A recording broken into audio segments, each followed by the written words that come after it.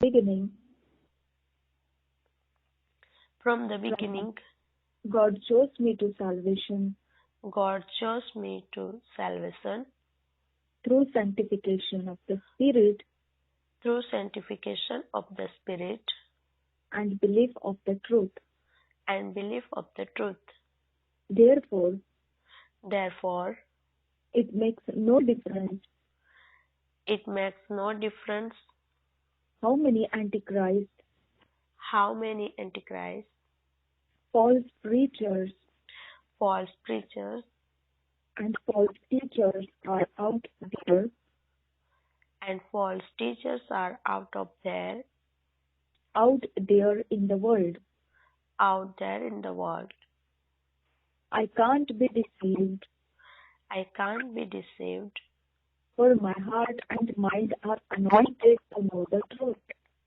For my heart and my mind are anointed To know the truth.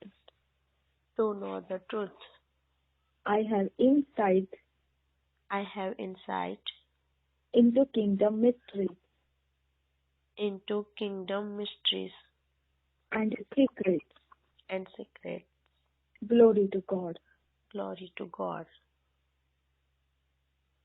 शुरू से लेकर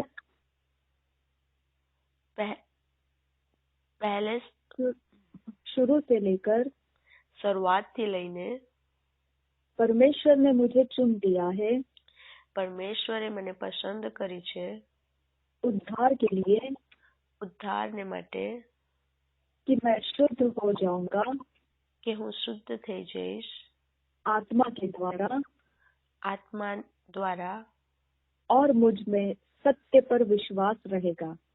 અને મારી અંદર સત્ય પર વિશ્વાસ રહેશે.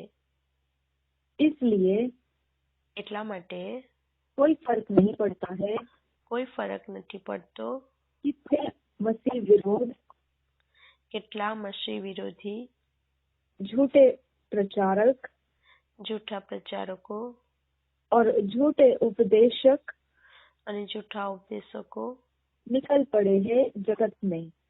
નીકળી પડ્યા છે જગતની અંદર. मैं फिर भी धोखा नहीं खाऊंगा તો પણ હું ધોકો નહીં પામીશ क्योंकि मेरा हृदय और मन કેમ કે મારું હૃદય અને મારું મન अभिषेक किए गए हैं અભિષેક કરેલા છે सत्य को जानने के लिए. સત્યને જાણવા માટે.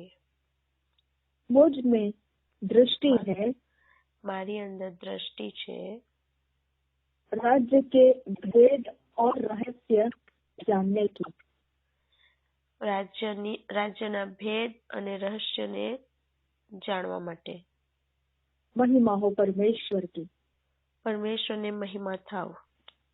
आज जो मनन करने के लिए, मेडिटेट करने के लिए जो वचन मिले हैं, આજે જે મનન કરવા જે વચનો મળ્યા છે वो 1 Timothy 4 chapter 1 verse 2 PLB version में से, 2 Thessalonians 2 chapter 11 12 13 verse Kings James Version में से पढ़ेंगे. 1 John 2 chapter 20 21 verse Kings James Version में से पढ़ेंगे.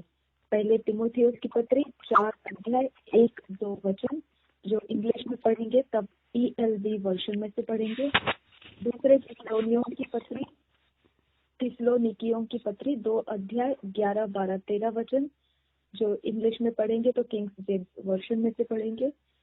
और पहला यूहन्ना की पत्री 2 अध्याय 20-21 वचन जो इंग्लिश में पढ़ेंगे तो किंग्स जेम्स वर्जन में से पढ़ेंगे. इन्हीं वचनों को जब हिंदी में पढ़ेंगे सारे वचन DSI बाइबल में से पढ़ेंगे. પહેલા આપણે કિંગ જેમ્સ વર્ઝનમાંથી બધા વચનોને વાંચીશું, ત્યાર પછી બધા વચનોને આપણે BSI બાઇબલમાંથી વાંચીશું અને ત્યાર પછી આપણે ગુજરાતી બાઇબલ BSIમાંથી વાંચીશું. બસ પહેલો તિમોથી 4 અધ્યાય પહેલી બીજી કલમ, બીજો થેસ્સલોનિકી 2 અધ્યાય 11 થી લઈને 13 કલમ, પહેલો યોહાન 2 અધ્યાય અને 20 અને 21 કલમ. जब पहले तिमोथियुस 4 अध्याय 1-2 इंग्लिश में पढ़ेंगे तो TLB वर्जन में से पढ़ना है।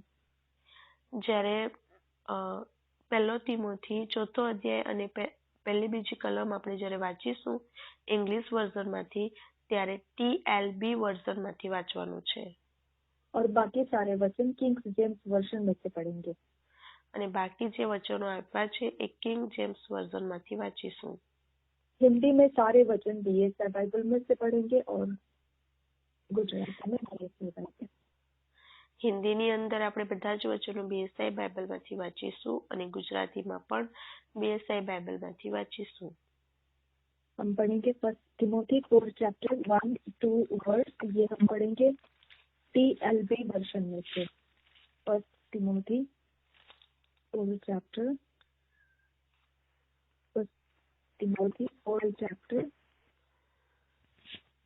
1-2 वर्स TLB वर्जन में से हम पढ़ेंगे।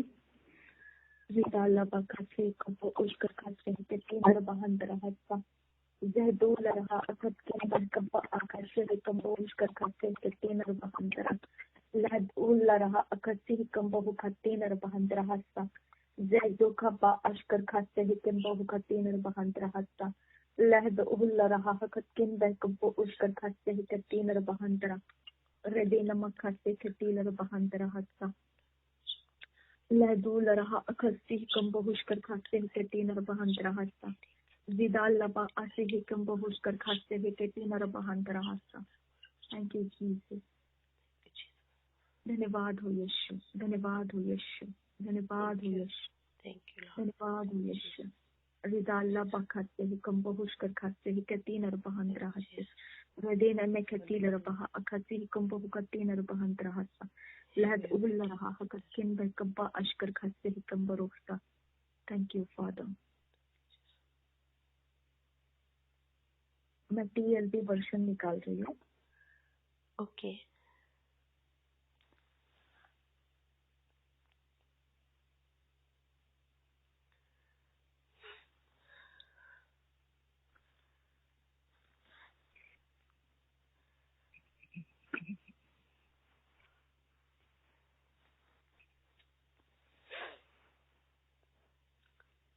धन्यवाद यीशु।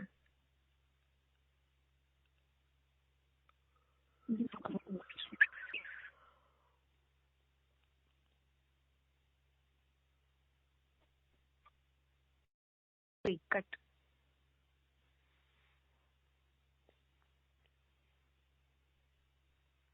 हम पढ़ेंगे first Timothy 4 chapter 1-2 verse TLB version में से। First Timothy 4 chapter 1-2 verse TLB version में से। But the Holy Spirit tells us clearly that in the last times, some in the church will turn away from Christ and become eager followers of teachers with devil-inspired ideas.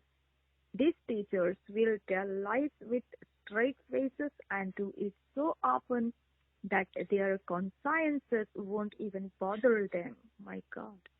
देखिए इसमें कितना आसान समझने जैसा दिया है। द लिविंग बाइबल ट्रांसलेशन है TLB का फुल फॉर्म बोलिए। TLB નું ફૂલ નેમ છે the Living Bible Translation. The Living Bible translation.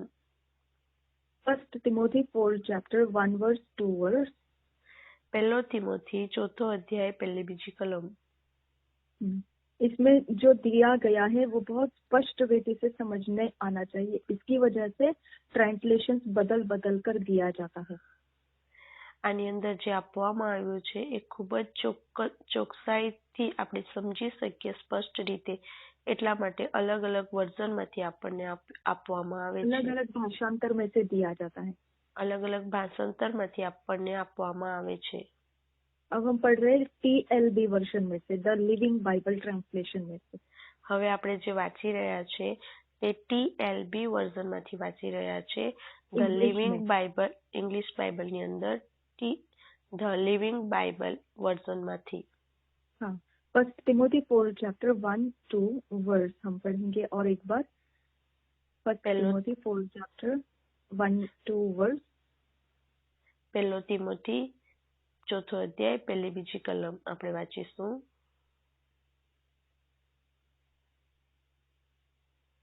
But the Holy Spirit tells us clearly that in the last times some in the church will turn away from Christ and become eager followers of teachers with devil-inspired ideas.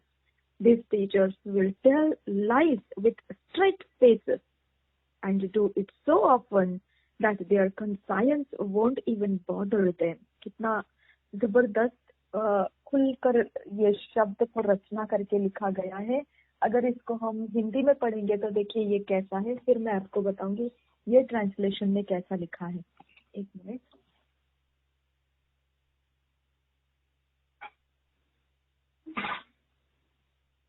Hindi Bible पहले तीमुथियुस की पत्री इसका 4 अध्याय का 1 और 2 वचन हम जितना आसान समझ पाएंगे उतना ज्यादा जरूरी है, क्योंकि ये वचन हमारे समझ में आने के लिए ही हमको पढ़ना है. बोलिए. આપણને જેટલું સરળ રીતે આપણે સમજી શકીએ એ રીતના આપણે ભાષાંતરમાંથી વાંચવું જરુરી છે, કારણ કે આપણને એ સમજાવવું એ ખૂબ જ જરુરી છે, સમજાઈ જવું એ. अब याद रखो તિમોથીઓનો પહેલો પત્ર 4થો અધ્યાય પહેલી બીજી કલમ 4 अध्याय का पहला और दूसरा वचन. देखिए अब मैं हिंदी BSI में पढ़ रही हूँ, ठीक है. ओके.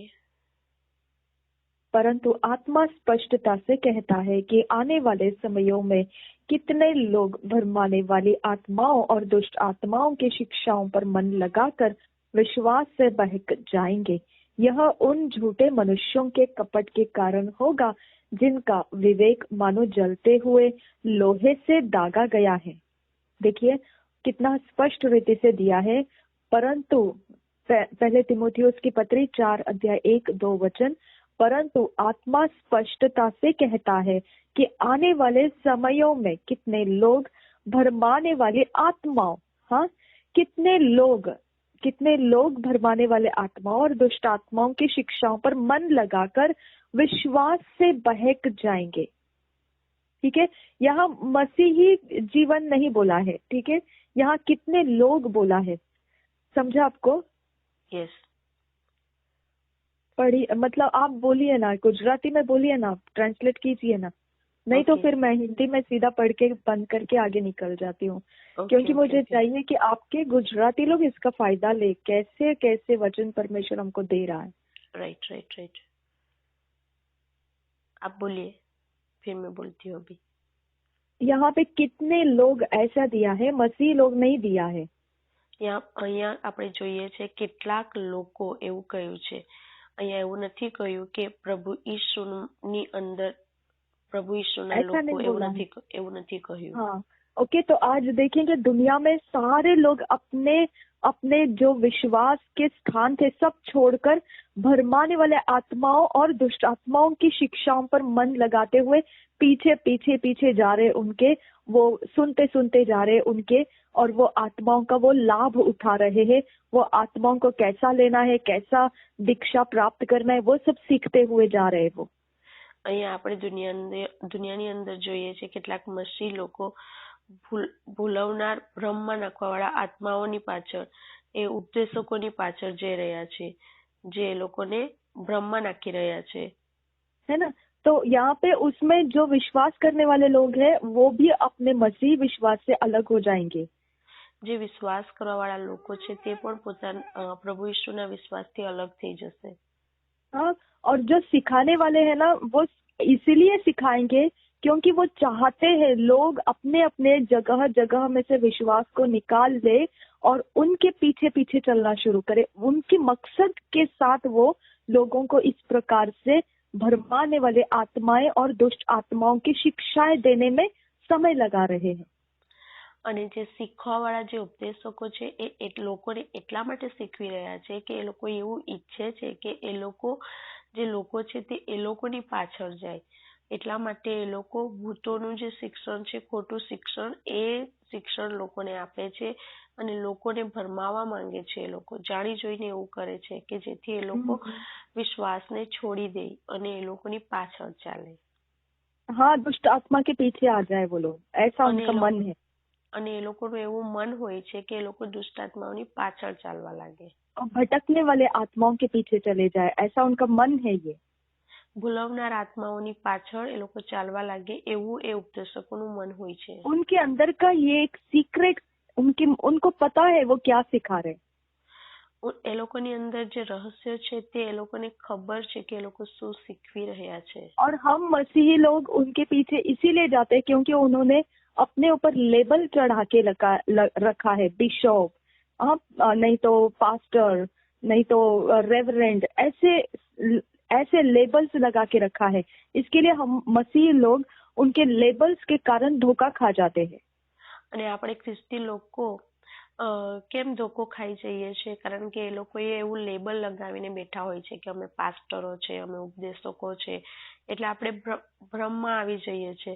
બોલાવનાર આત્માઓની પાછળ આપણે પછી ચાલ્યા જઈએ છીએ એ લોકોના લેબલને જોઈને. उनको जरा भी मन में दुख नहीं होता है कि हम अच्छे सच्चे मसीहों को भरमा रहे हैं। એ લોકોને બિલકુલ પણ મન નથી થતું કે અમે સાચા ખ્રિસ્તી લોકોને ભ્રમમાં નાખી રહ્યા છે. ठीक है, तो उनको बिल्कुल ऐसा नहीं लग रहा है कि वो गलत कर रहे हैं। એ લોકોને બિલકુલ એવું લાગતું જ નથી કે એ લોકો કશું ગલત કરે છે.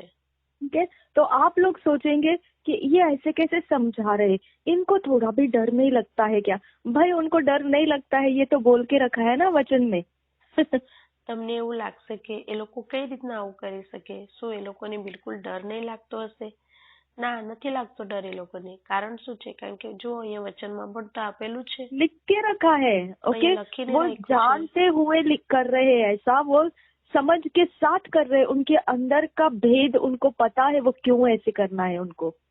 એ લોકો જાણી બુજીને એવું કરી રહ્યા છે. એ લોકોને ખબર છે એ લોકોની અંદર કયું રહસ્ય છુપાયેલું છે અને શું કામ એ લોકો એવું કરી રહ્યા છે. એ લોકો જાણી જોઈને એવું કરે છે. हाँ, अब हम मसीहों को फैसला लेना है, हम उनको कितने बिना डरे वो ऐसे बात कर रहे हैं और ये वचन के खिलाफ है, फिर भी वो ऐसे बातें कर। अरे भाई वो उनको छोड़ दो, आप अपनी अभी फैसला करो, क्या आपको उनकी सुनते चलना है या नहीं।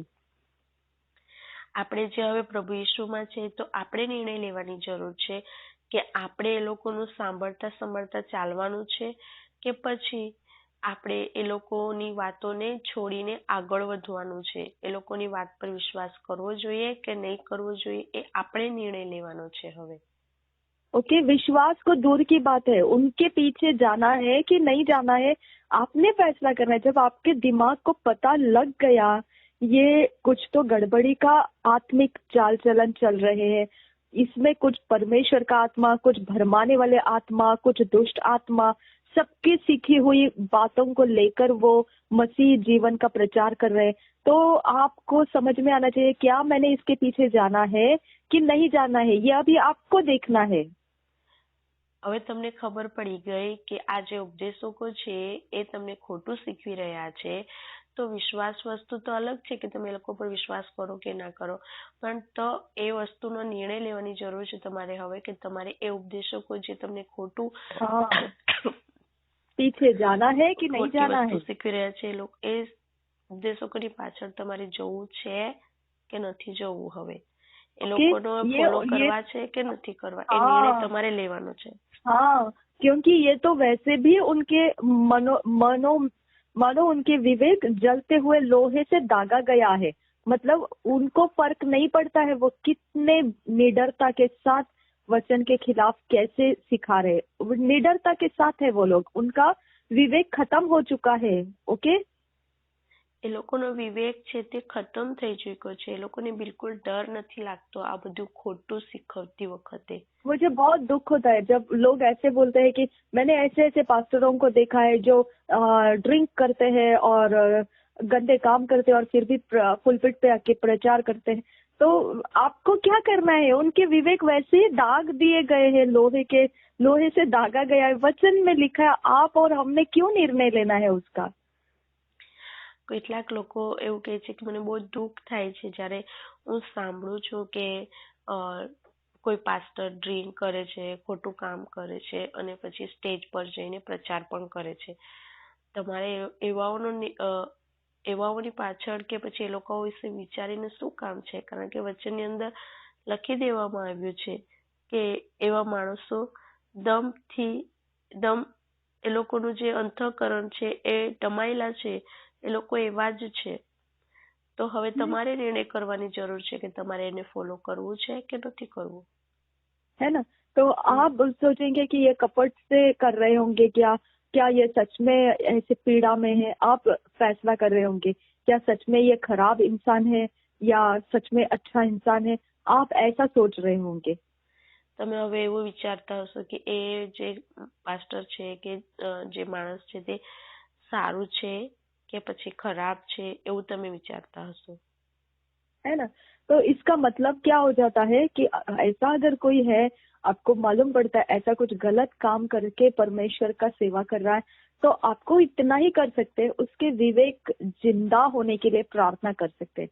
जैसे उसका विवेक जिंदा हो जाएगा तो वो अपनी गलती को मान के लोगों के सामने कबूल करेगा कि देखो जॉयस मेयर वैसे थी.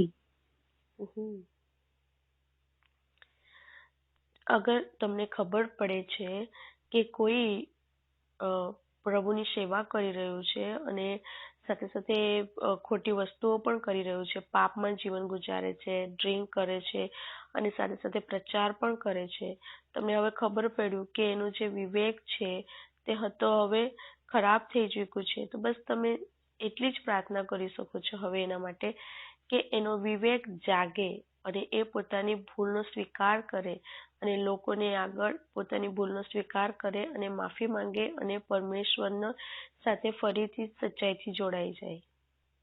है ना?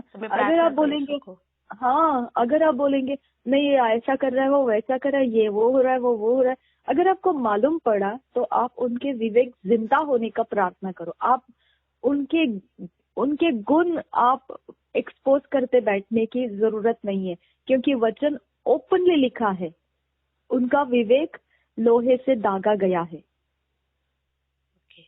તમને ખબર પડે છે તો તમે બસ તેનો વિવેક જાગે એટલા માટે તમે પ્રાર્થના કરી શકો છો. તેને આમ કર્યું, તે પાસ્ટર તેમ કરે છે, એવું બધું વર્ણન કરવા નહીં બેસો. તમે સિર્ફ પ્રાર્થના કરો કે પરમેશ્વર એના વિવેકને જગાવે. કારણ કે વચનની અંદર લખી દેવામાં આવ્યું છે કે જેઓના અંતઃકરણ દમાયેલા છે. देखो वचन में कोई भी मसीही ये नहीं है, बिना कानून का नहीं है. જે પ્રભુ યીશુની અંદર છે તે કોઈ પણ નિયમ વગર નથી. हाँ, उनको कानून दिया है. अगर एक जन आपको गलती करते दिखाई दिया तो उसको लेके जाके अकेले में सिखाओ कि ये मत करो. જે પ્રભુ યીશુની અંદર છે એ લોકોને કાનૂન નિયમ આપવામાં આવ્યા છે કે અગર કોઈ ભૂલ કરે છે તો તમે તેને એકલામાં લઈ જઈને તેની ભૂલ તમે તેને કહો. हाँ, फिर अगर उसने नहीं माना तो उसको 2 जन के साथ आके उसको अपनी गलती दिखा दो. अगर तेने तो पण नहीं मान्યું तो તેને 2 જણની વચ્ચે લઈ જઈને તેની ભૂલ તેને કહો. और फिर भी नहीं माना तो उसको कलसिया के सामने लेकर जाओ और वहां पर उसको बताओ कि ये गलत है, ये नहीं करना है. कलसिया के बीच में उसके बारे में बात करो और उसको सिखाओ कि ये नहीं करना है. અને 2 જણની વચ્ચે પણ અગર તેને પોતાની ભૂલને નહીં સ્વીકારી તો તમે તે વ્યક્તિને મંડળીની પાસે લાવો અને મંડળીની વચ્ચે તેની ભૂલને જણાવો કે તે પોતે પોતાની ભૂલ સ્વીકારે. ओके. और फिर भी अगर नहीं मानता है तो छोड़ दो, वो अन्य जाति है, महसूल लेने वाला है, उसके समान ऐसे मान के हमको उसके पीछे जाना बंद कर देना है. तो छતાં પણ તે નહીં માને तो પછી તમે એને अन्य जाति समझीने छोड़ी दो. है ना? जैसा अन्य जातियों को आप सुसमाचार सुनाते, अगर वो नहीं मानते, आप प्रार्थना करते और वो छोड़ देते उनके पीछे पीछे जाना, आप सिर्फ प्रार्थना पे डिपेंड रहते हैं. જે રીતના તમે અન્ય જાતિને સુસમાચાર કહો છો અને જ્યારે એ લોકો નથી માનતા તો બસ તમે તેને કહો છો અને પછી તેને પ્રાર્થના કરીને છોડી દો છો, એ રીતના છોડી દો. है ना. तो आप प्रार्थना में उनके विवेक जिंदा होने के लिए प्रार्थना करना है, ना कि उनकी बातें पुलपिट से या कहीं पर से उनके बातें चर्चाओं में लाके न्यूज़पेपर नहीं बनना है उनका. તમારે એ લોકોના વિવેકને માટે પ્રાર્થના કરવાની છે. એ લોકોના વિશે વર્ણન કરીને તમારે ન્યૂઝપેપર નથી બનવાનું. ठीक है. तो यहाँ वचन है ओपनली, इसके लिए हमको ये वचन अगर नहीं मालूम है और फिर हम उनके बारे में बैठ के बातें बना के बताएंगे, हमने देखा है, हमने ऐसे भी लोग देखा है, वैसे भी लोग देखा है, तो आपको क्या वचन नहीं मालूम, ऐसे लोग आने वाले हैं जगत में. તમને હવે અહીંયા વચનની અંદર લખી જ દેવામાં આવ્યું છે, તેમ છતાં પણ તમને શું વચન નથી ખબર કે તમે આવી રીતના વર્ણન કરતા બેસો છો કે આણે આમ કર્યું, આ પાસ્ટર તેમ કરે છે, આવું કરે છે, તે આ રીતના કરે છે, આ રીતના પ્રચાર કરે છે, ખોટો પ્રચાર કરે છે. વચનની અંદર લખી જ દેવામાં આવ્યું છે કે આવું થવાનું જ છે, એટલા માટે વર્ણન કરવાની જરૂર નથી. है ना. और क्या आपको उसका कारण भी बताया है, उनका विवेक मरा हुआ है, कारण भी दिया है. आपको ये कारण भी दिया है, लोग प्रभु में क्यों नहीं आते हैं, क्योंकि उनके मन को अंधेरे ने घेर रखा है, अंधा करके रखा है कि वो सत्य को नहीं जानेंगे. तो कारण भी मालूम है, यानी कोई बीमारी है उसका इलाज भी मालूम है आपको, फिर आप नहीं करोगे तो मूर्खता हो जाती है वो. હવે તમને કારણ પણ ખબર છે કે આવું કેમ છે, કારણ કે એ તો લખી જ દેવામાં આવ્યું છે કે એ લોકોનો વિવેક મરી ગયો છે, એટલા માટે એ લોકો એવું કરે છે. अगर प्रभु में कोई नहीं आ रहा है तो वो भी लिखा हुआ कारण है उसके पास कि उनके मन अंधेरे से घेरे गए हैं, वो सत्य को नहीं पहचानना चाहिए, इसके लिए अंधा बनाया है उनको. અગર કોઈ પ્રભુ ઈસુનો સ્વીકાર નથી કરતું તો તે પણ લખી દેવામાં આવ્યું છે કે એ લોકો અંધેરાથી ઘેરાયેલા છે, એ લોકો પ્રભુનો સ્વીકાર નહીં કરી શકતા. अभी आपको क्या करना है, प्रार्थना करना है कि उनके विवेक जिंदा हो जाए. હવે તમારે પ્રાર્થના કરવાની જરૂર છે કે એ લોકોનો વિવેક જાગી જાય. और अन्य जातियों के लिए प्रार्थना करना पड़ेगा, उनका अंधेरा हट जाए, उजियाला उनको दिखने दे. अन्य जाति માટે પ્રાર્થના કરવાની જરૂર છે કે એ લોકોના જીવનમાંથી અંધારું દૂર થઈ જાય અને એ લોકોનો વિવેક જાગી જાય અને એ લોકો પ્રકાશમાં આવી જાય. ओके. तो उनके न्यूज़पेपर नहीं बनना है हमने. તમારે એનો ન્યૂઝપેપર નથી બનવાનું. हम उनका वर्णन करते हैं तो उनकी न्यूज़ गाथा गा रहे होते हैं. જ્યારે આપણે એ બધું પાસ્ટરોની ખોટી બાબતો કે સેવકાઈ કરે છે, લોકોની બાબતોને બોલ્યા કરીએ છીએ, ત્યારે આપણે એ લોકોના ન્યૂઝપેપર બનીએ છીએ. हाँ, और उसका रद्दी में निकल जाता है वो काम, कोई भी उसका काम बनता नहीं है. અને તે છેવટે તેનું શું થાય છે, તે રદ્દીમાં ચાલ્યું જાય છે. कुछ काम नहीं बनता है उसका, એનું કઈ કામ નથી થતું. ठीक है. तो इसके लिए हमारा समय व्यर्थ नहीं करना है. जहाँ वचन दे चुका है इस विषय में तो उसका कारण भी दिया है, तो हमने उस कारण को देखना है और प्रार्थना में डाल देना है. હવે તમે જોયું અહીંયા વચનની અંદર લખી દેવામાં આવ્યું છે અને તમને કારણ પણ આપી દેવામાં આવ્યું છે, તો બસ તમારે એ કારણને હવે પ્રાર્થનાની અંદર મૂકી દેવાની જરૂર છે. परमेश्वर ने जहाँ पे हमको कारण दिया है तो हम ज्ञानी बन गए उस विषय में. પરમેશ્વરે જે આપણને કારણ આપ્યું છે તે વિષયની અંદર હવે આપણે જ્ઞાની બની ચૂક્યા છે. अब निर्बुद्धि जैसे काम नहीं करना है. હવે આપણે નિર્બુદ્ધિ મૂર્ખ માણસની જેમ કામ નથી કરવાનું. अगर कोई ऐसा बोलेगा ये गलती का कारण इसका ये है, तो अगर आपको मालूम पड़ गया कारण क्या है तो आप उसको लेके प्रार्थना में डाल दो. प्रभु ये कारण का वजह से है तो ये कारण का इलाज कर अभी. હવે તમને ખબર પડી ગઈ કે આ વ્યક્તિની આ ભૂલ છે અને આ ભૂલ એ કારણસર છે, તો તમે એ કારણને લઈને પ્રાર્થનામાં મૂકી દો કે પરમેશ્વરને આ કારણ આ ભૂલ છે. कितने सारे ऐसे प्रॉब्लम्स है कि कारण हम मालूम नहीं पड़ने की वजह से प्रॉब्लम्स बने रहते हैं हमारे अंदर. કેટલી બધી એવી મુશ્કેલી હોય છે કે જેનું કારણ આપણને નથી ખબર હોતી, ત્યારે તે મુશ્કેલી આપણી અંદર બની રહે છે. लेकिन जिसके कारण मालूम पड़ गए तो हमको परमेश्वर से प्रार्थना करना आसान हो जाता है. અને જેનું કારણ આપણને ખબર પડી જાય છે તેના માટે પ્રાર્થના કરવું આપણા માટે ખૂબ જ સરળ બની જાય છે. हाँ, इसके लिए हम बाइबल पढ़ते हैं ताकि हमको कारण मालूम पड़े. અને એટલા માટે આપણે વચન વાંચીએ છીએ કે આપણને કારણ ખબર પડે, ताकि हम वो कारण को लेके परमेश्वर से मांग सकते हैं इसका इलाज कर। કે જેથી કરીને આપણને એ કારણ વિશે આપણે પરમેશ્વરને કહી શકીએ કે પ્રભુ હવે આનો કંઈક ઇલાજ કરો, क्योंकि परमेश्वर के लिए कुछ भी असंभव नहीं है। કેમ કે પરમેશ્વર માટે કશું જ પણ અસંભવ નથી। Amen। तो न्यूज़पेपर बनने से तो बहुत अच्छा है कि बाइबल पढ़े, उसके कारण पता लगे और परमेश्वर से उस कारण का इलाज मांगे। ન્યૂઝપેપર બનવા કરતા તો સારું એ છે કે તમને કારણ ખબર પડી, તમે વચન વાંચો, તમને કારણ ખબર પડી, હવે તમે એના માટે પ્રાર્થના કરો, પ્રભુ પરમેશ્વર પાસે માંગો। मैं एक अपने मन की बात शेयर कर रही हूँ यहाँ पे। એવો પોતાના મનની વાત શેર કરી રહ્યા છે। जब मैं सुनती हूँ कि कोई भी ये पासवान वो प्रॉफिट के बारे में, वो पासवान ये प्रॉफिट के बारे में, या ये प्रॉफिट उस पासवान के बारे में, अरे कभी भी मैंने उनके खुद के मुंह से नहीं सुना है ऐसा एक दूसरे के विरोध में।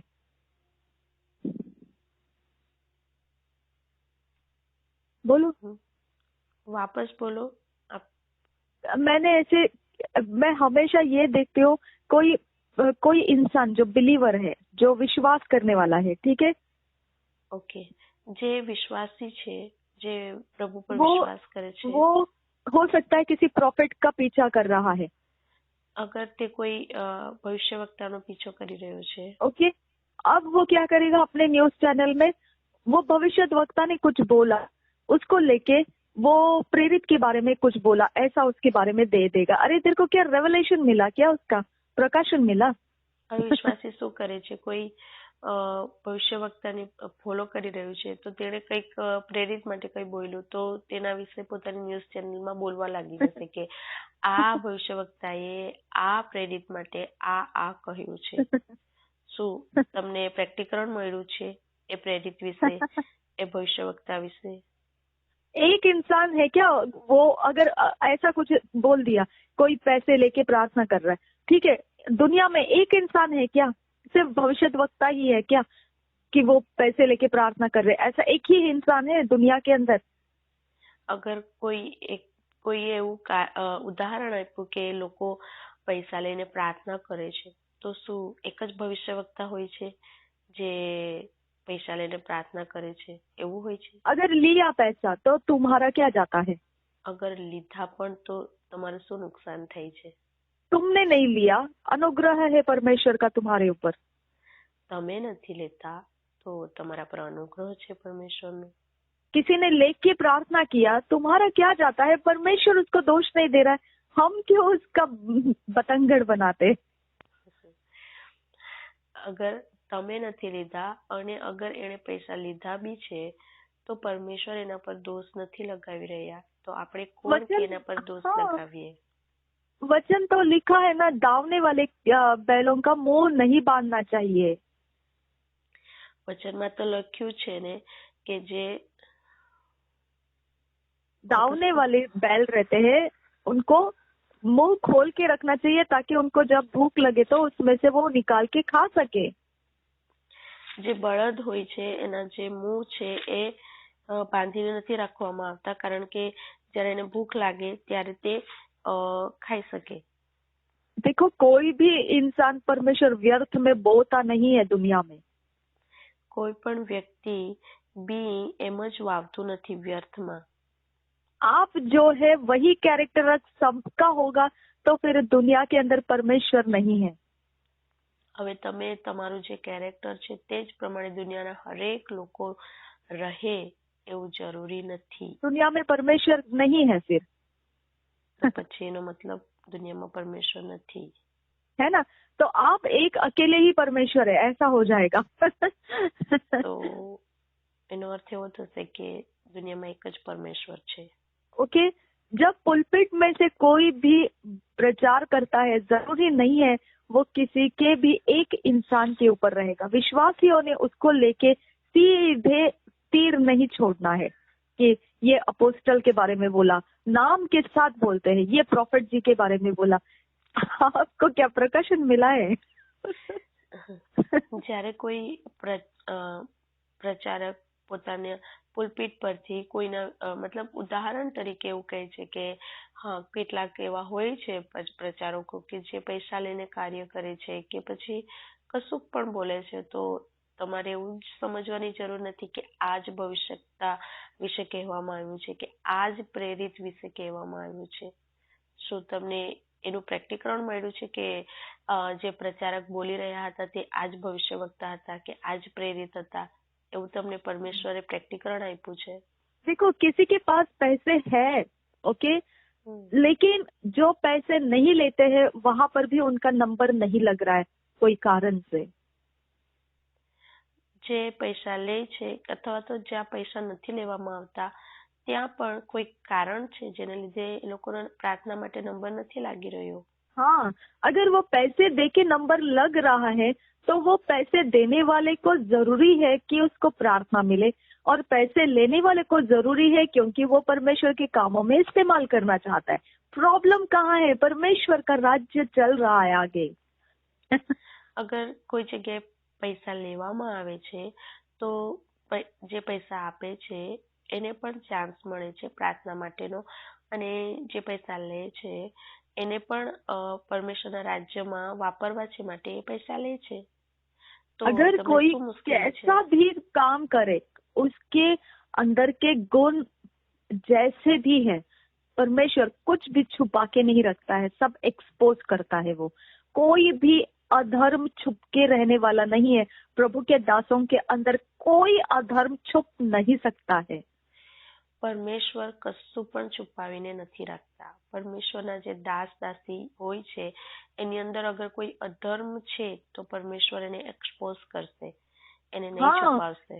एक्सपोज करेगा परमेश्वर. आप चिंता मत कीजिए, हम विश्वासियों ने चिंता नहीं करना है, क्योंकि उससे ज्यादा महान मालिक उन दास दासियों का परमेश्वर है. हम लोग नहीं है, हम लोग परमेश्वर बन रहे उनका. પરમેશ્વર એ દાસ દાસીઓની અંદર કઈ ગલત વસ્તુ છે, એ લોકો કઈ અધર્મ કરી રહ્યા છે તો એને ઉઘાડું પાડશે. પ્રભુ કશું જ નહીં છુપાવશે, કારણ કે એ દાસ દાસીઓ કરતા પણ ઉપર પરમેશ્વર પિતા છે. આપણે નથી કે આપણે એ લોકોનો ન્યાય કરીએ. हम सिर्फ इतना कर सकते हैं, अगर हमको फॉलो करना है फिर भी उनको, हमारी मर्जी है. अगर हम नहीं फॉलो करना चाहते क्योंकि वो ऐसे ऐसे काम कर रहे, हमारी मर्जी है. आपको कोई रोकता नहीं है उनके ही पीछे जाओ या इनके ही पीछे जाओ. आप खुद चिपके पड़े हैं किसी भी प्रचारकों के पीछे. आप खुद अपने आप को चिपका कर रखे हैं, फिर आप वहां बैठ के तीर मारते हैं. તમારી ઈચ્છા છે એ બધું જાણવા છતાં તમે એમને ફોલો કરો છો તો, અને તમારી ઈચ્છા નથી તો નહીં ફોલો કરો. એ તમારી જ ઈચ્છા હોય છે કે તમે ત્યાં બેઠા છો, અને પછી બેઠા પછી તમે શું કરો છો? તેઓ પર તીરો છોડો છો. આણે આમ કર્યું, આણે તેમ કર્યું. તમારી ઈચ્છા નથી તો નહીં ફોલો કરો. વાત ખતમ. है ना? तो हमारे पास परमेश्वर, न्याय करने वाला परमेश्वर है. हम न्याय नहीं करना है इन बातों का. તો આ બધી બાબતોનો પરમેશ્વર ન્યાય કરશે. આપણે ન્યાય કરવા વાળા કોણ? देखो, ये एक एरिया ऑफ लाइफ है जो आपके पास अभिषेक नहीं है. वो अभिषेक यहाँ प्रॉफिट जी और अपोस्टल जी दोनों, जो अभी मैं पर्टिकुलरली बता रही हूँ, प्रॉफिट भजेंद्र सिंह जी और जो प्रेरित अंकुर नरूला जी, ये अभिषेक आप हम लोगों के पास नहीं है. तो इतना तो समझ सकते हैं हम किसके विरोध बात कर रहे हैं.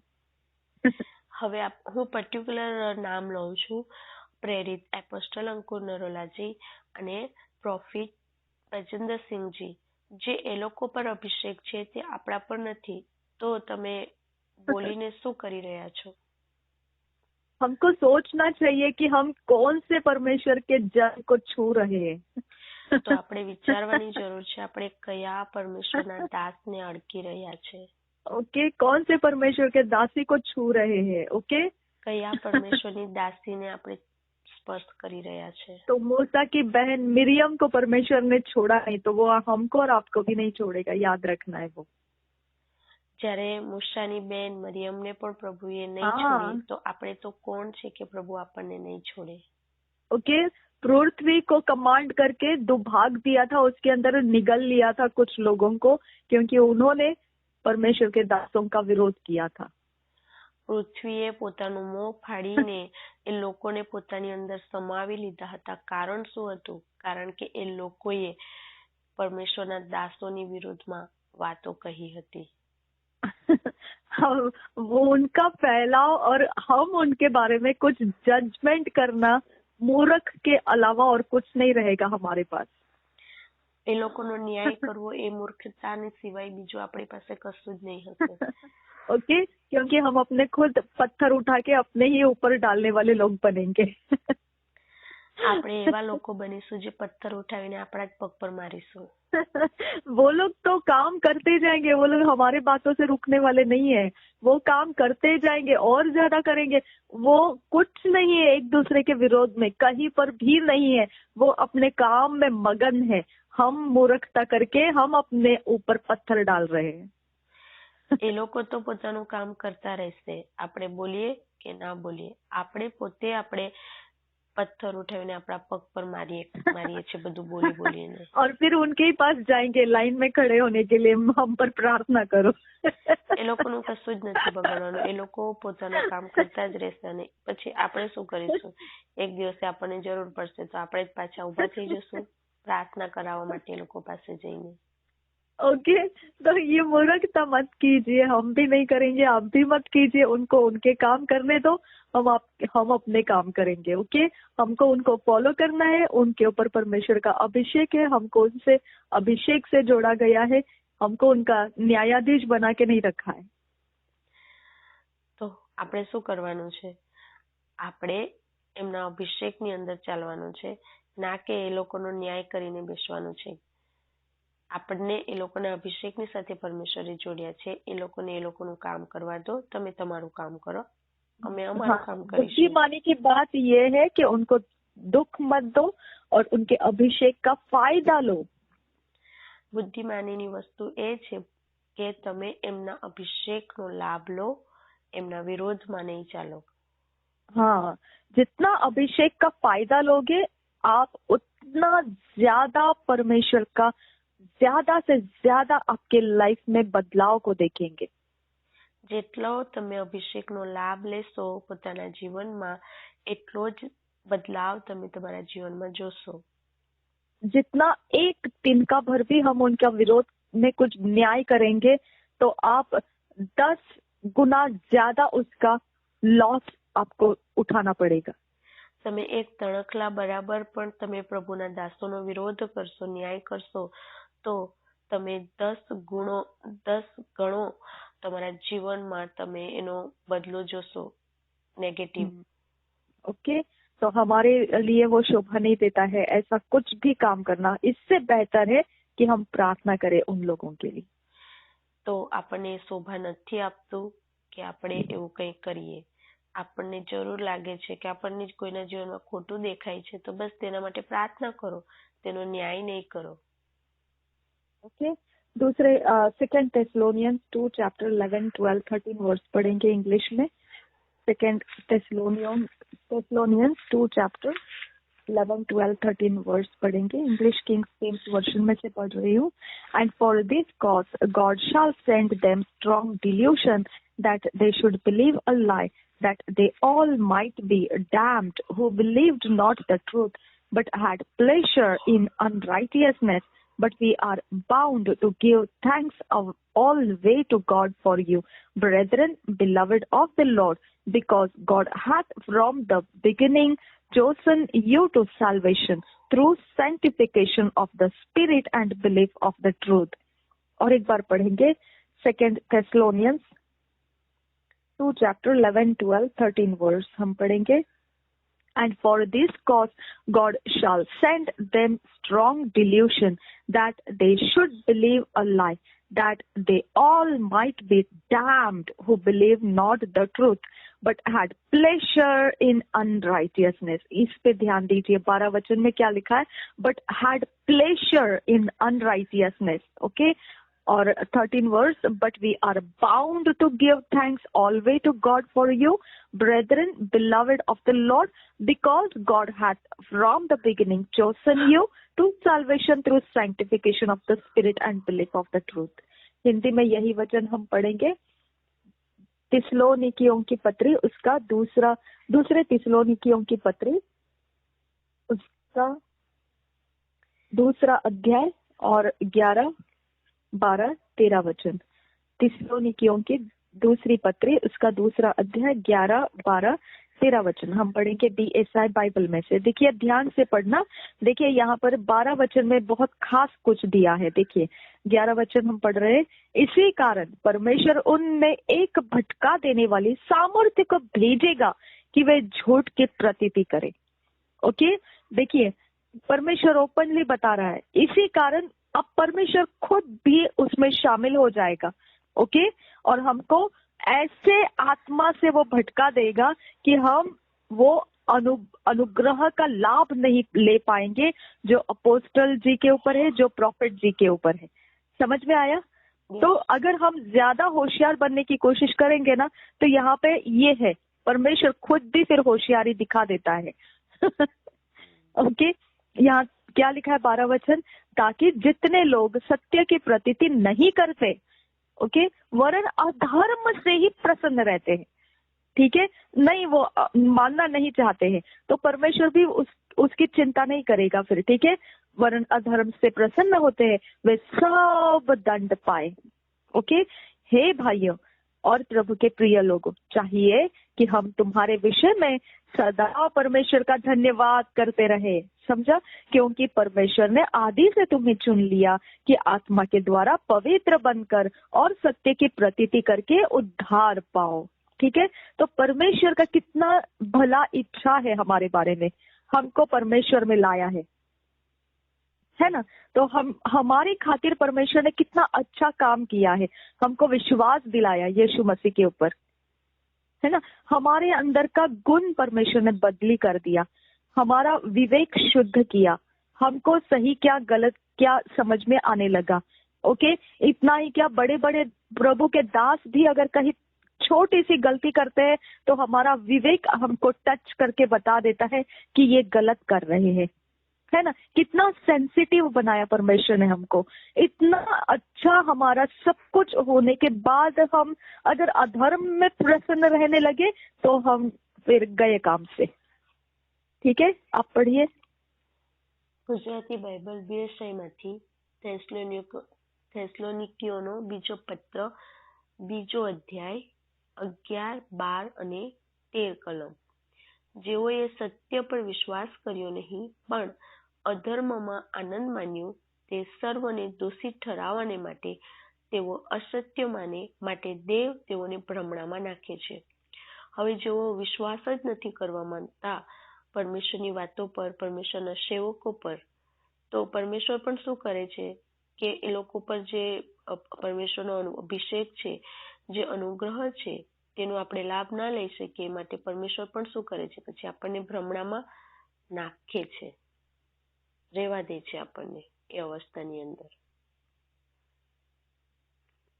આગળ આપણે જોઈશું, પણ ભાઈઓ તમે પ્રભુને પ્રિય છો, તમારે વિશે સદા દેવની સ્તુતિ કરવાને અમે બંધાયેલા છીએ, કેમ કે આત્માના પવિત્રકરણ વડે તથા સત્ય પરના વિશ્વાસ વડે તારણને અર્થે દેવે તમને આરંભથી પસંદ કર્યા છે। પરમેશ્વર પિતાને માટે તો આપણે પ્રિય છે, અને અહીંયા વચનમાં લખવામાં આવ્યું છે કે તમારે વિશે સદા દેવની સ્તુતિ કરવાને અમે બંધાયેલા છીએ, કેમ કે આત્માના પવિત્રકરણ વડે તથા સત્ય પરના વિશ્વાસ વડે તારણના અર્થે દેવે તમને આરંભથી પસંદ કર્યા છે। ઉદ્ધારમાં આવવાને માટે પરમેશ્વરે આપણને શરૂઆતથી જ પસંદ કર્યા છે।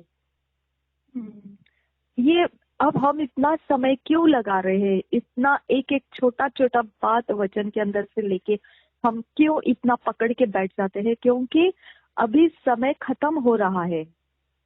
હવે આપણે આટલા નાના વચનની આટલી નાની નાની બારીકાઈથી નાની નાની બાબતોને કેમ આપણે પકડીને બેસી ગયા છે, કારણ કે હવે સમય પૂરો થવા આવ્યો છે। ओके। और एक बहुत बड़ा नुकसान हो जाएगा अगर हम अधर्म से प्रसन्न रहेंगे तो આપણું ખૂબ જ મોટું નુકસાન થઈ જશે જો આપણે અધર્મથી अन्यायથી खुश रहीશું तो। ओके, तो ये बड़ा नुकसान हो जाएगा, इसके लिए हमको उसको सुधारने का समय बाकी नहीं है अभी। તો આપણું ખૂબ જ મોટું નુકસાન થઈ જશે, હવે સુધારવા માટેનો સમય નથી આપણી પાસે। अभी ये वचन हमारे सामने आ गया ना, तो इसके बाद दोबारा इंतजार नहीं करना है, और एक बार ये वचन हमारे सामने आएगा तब हम अपने आप को सुधारेंगे। अगला मौका नहीं है, यीशु मसीह कभी भी आ सकता है। તમારી પાસે બીજો મોકો નથી। આ વચન હવે તમારી પાસે જ્યારે આવી ચૂક્યું છે તો તમે એવું નહીં વિચારી શકો કે આ વચન જ્યારે મારી પાસે બીજી વખત આવશે ત્યારે હું પોતાની જાતને સુધારા। ના, હમણાં જ સુધારવાની જરૂર છે, બીજો મોકો નથી। प्रभु यीशु का आगमन कभी भी हो सकता है। પ્રભુ ઈસુનું આગમન ક્યારેય પણ થઈ શકે છે। ओके, तो हम उस अधर्म के प्रसन्नता में जीते हुए नहीं मिलना चाहिए, हम सुधार के जी रहे हुए लोगों में गिनती किए जाना चाहिए।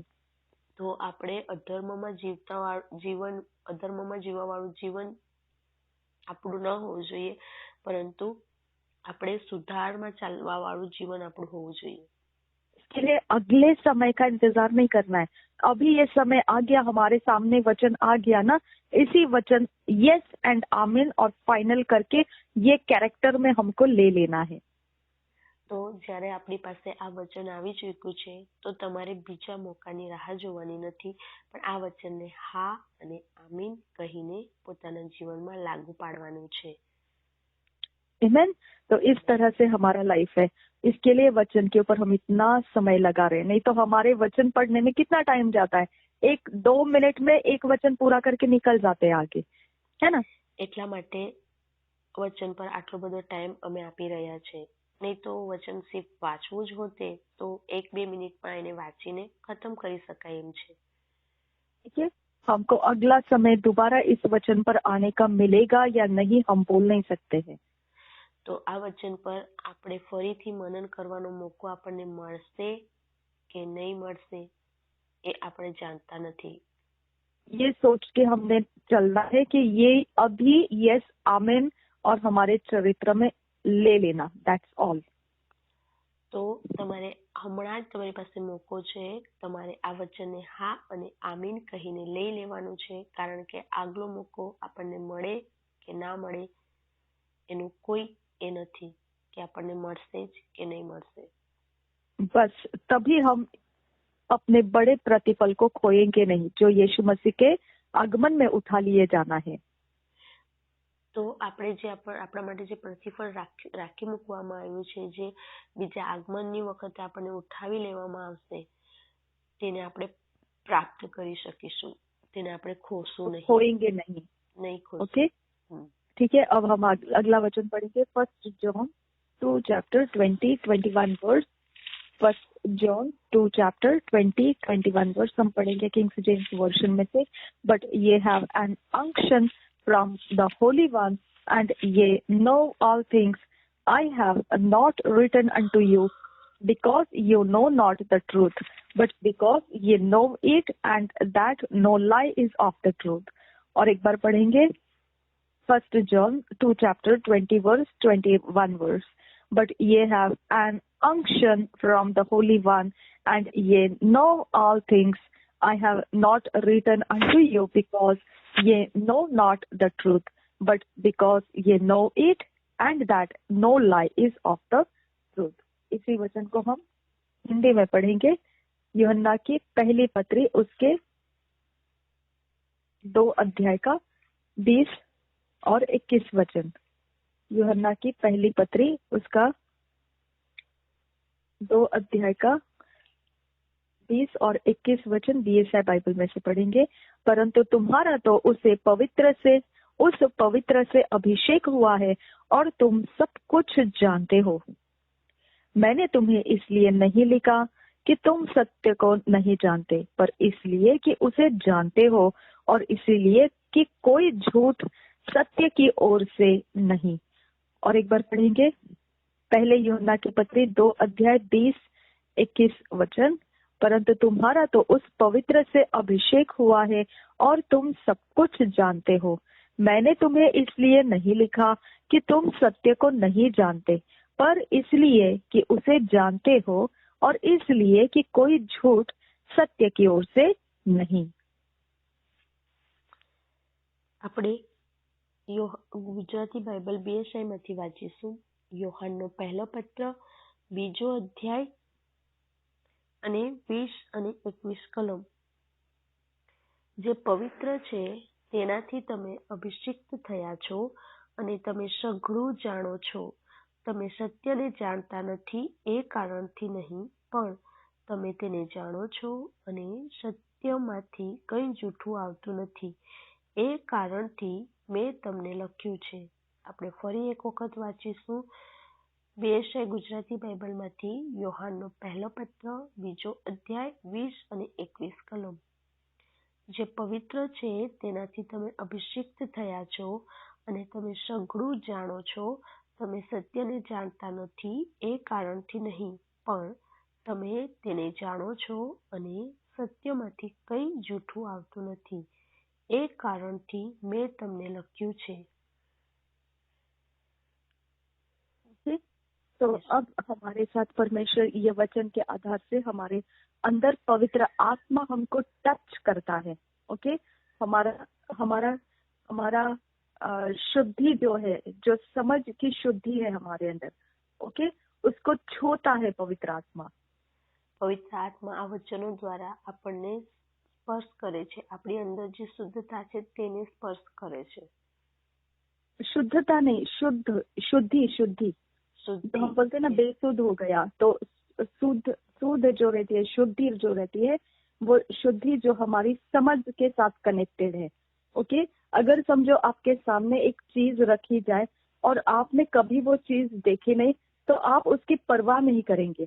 लेकिन अगर आपको वो चीज मालूम है क्या है, तो आपकी समझ उसके बारे में कुछ ना कुछ जानकारी के अनुसार करेगा।